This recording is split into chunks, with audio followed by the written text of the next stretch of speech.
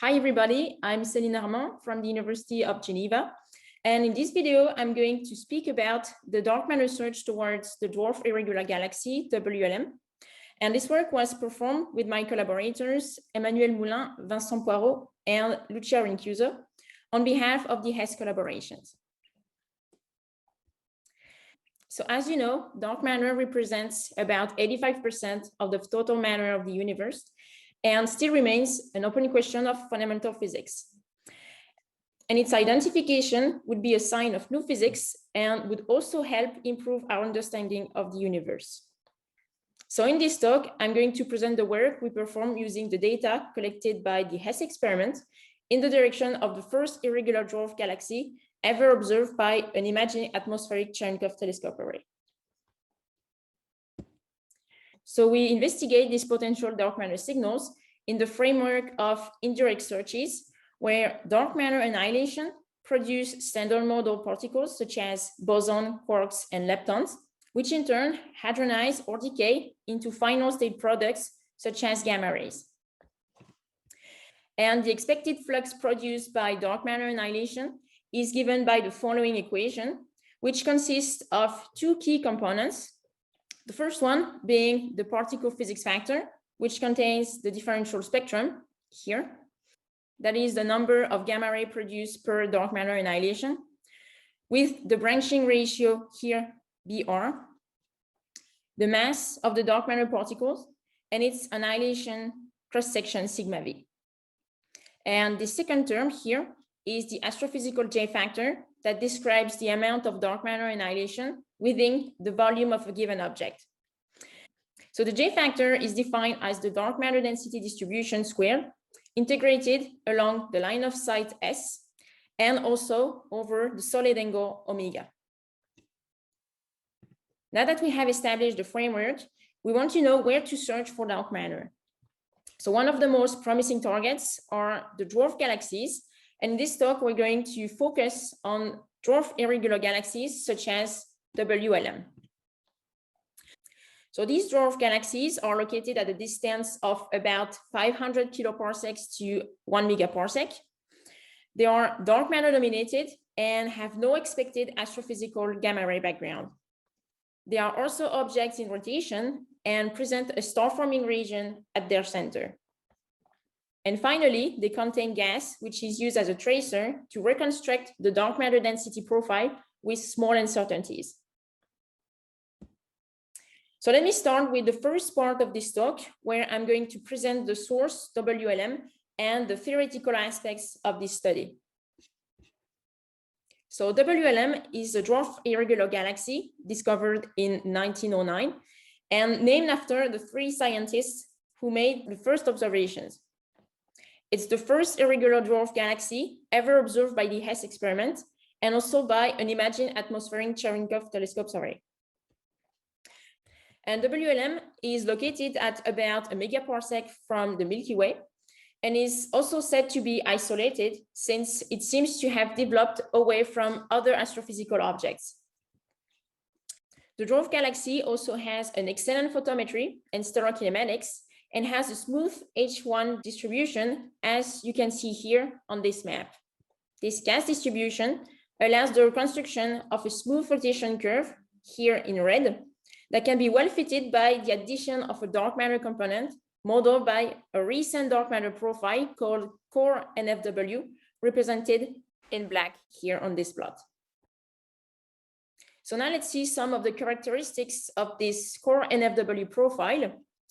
This plot here was prepared from the data points of Red et al., and it presents an intermediate slope in the inner part, right in between a core profile, like the green curve, where the density is constant in the central part, and a cuspy profile, like the blue curve, with a peak density at the center. So this core NFW profile takes into account the stellar formation history of the dwarf by including the baryonic feedback mechanism. So this new dark matter profile is derived from the mass of the NFW profile multiplied by a corrective factor, Fn. And this parameterization here, we found the dark matter density profile rho NFW, with its associated cumulative mass, M and FW here, which are both a function of the concentration parameters, C virial, and the virial mass, M virial. We also have the corrective factor, Fn, that generates a shallower density profile in the core of the galaxy, which is related to the half stellar mass radius, or half, by a coefficient eta. So here we have three parameters that are free, C virial, M virial, and eta, that we're going to use to compute the J factor. So we make use of 75,000 sets of these three parameters that the author of Red et al. Provided us with, so that we have a core NFW parameterization adapted to the galaxy WLM. Then from each of these parameter sets, we compute the J factor for each angular radius. We then obtain a J factor distribution that we fit with two Gaussian functions in order to derive the mean J factor and its uncertainties. And in the case of the virial radius, we find a value of 16.91 with a slight asymmetrical uncertainty. So let me now show you the J factor that we obtain up to 1 degree extension of the source, with the solid line in the middle here that corresponds to the mean J factor, while the 1 and 2 sigma bands correspond to the uncertainties of the J factor. And if we compare the J factor that we derived to the one previously published, we see that we end up with smaller values for the uncertainties here compared to the publication of Gamalti et al. So we improved the derived value of the J factor thanks to the new profile provided by Red et al. But we have to note that the value previously published in the literature was computed based on general assumptions and the knowledge the authors had at the time about this object. Now let's move on to the observations and the data analysis part of the talk, starting with a few words about the H.E.S.S experiment, which consists of an array of 5 Cherenkov telescopes located in Namibia. The H.E.S.S experiment is operating since 2004 and detects gamma rays from a few tenths of GeV to 100 TeV. So let me now present the observations that were performed with the H.E.S.S experiment. So we decided to observe WLM since it is the best irregular galaxy observable by H.E.S.S based on its J factor and its smaller uncertainties compared to other dwarf irregulars, but also on its location in the sky in the southern hemisphere. So we submitted an observation proposal and obtained about 18 hours of observation of the source between October and December 2018. Then once we had the data, we performed the analysis using a combined analysis mode, which includes all events in stereo with at least 2 telescopes and all events in mono detected by the central and the biggest telescopes of the array. So here are the results of the analysis in numbers, with the events in the signal region called the on region, the event of the background estimation region, as known as the off region, which is rescaled by the surface ratio between the on and the off region. And these numbers lead to a deficit of gamma ray in the signal region with a significance of minus 0.1 sigma. So we didn't find any significant excess towards WLM that you can also see on the significance map here. And despite the fact that we didn't find any dark matter signal, we can still set constraints on dark matter. And to do so, to set a constraint and upper limits on dark matter, we perform a statistical analysis based on a log likelihood ratio test statistics defined by this formula.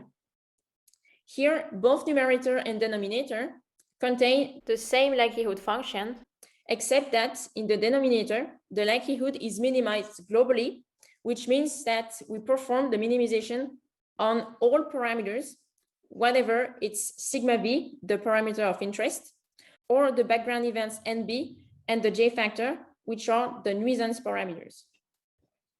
And in the case of the numerator, the minimization is done on the nuisance parameter only, NB and J, and for a given value of sigma v that we call sigma v naught.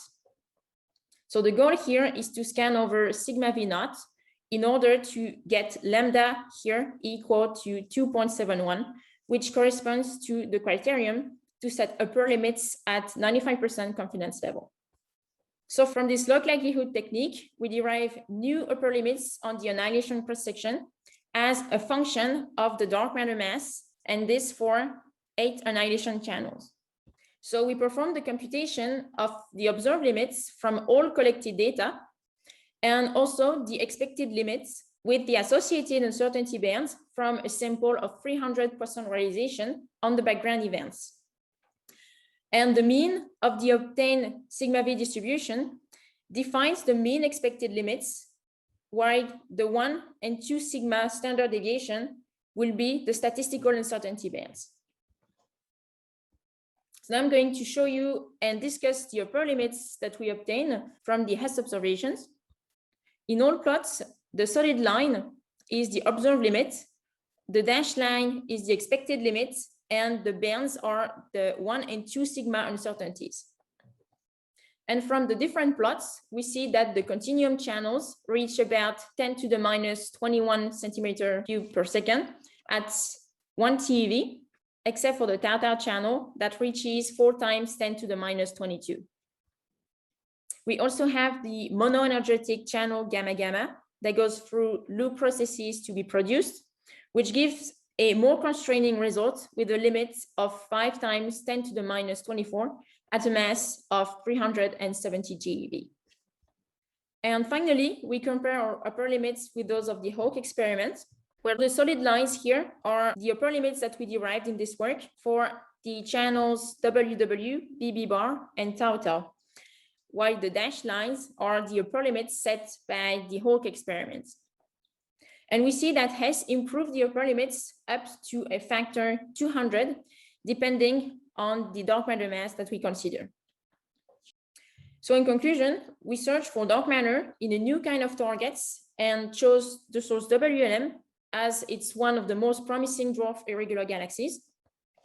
Its dark matter profile is well constrained, and so its J factor is determined with a very good statistical precision.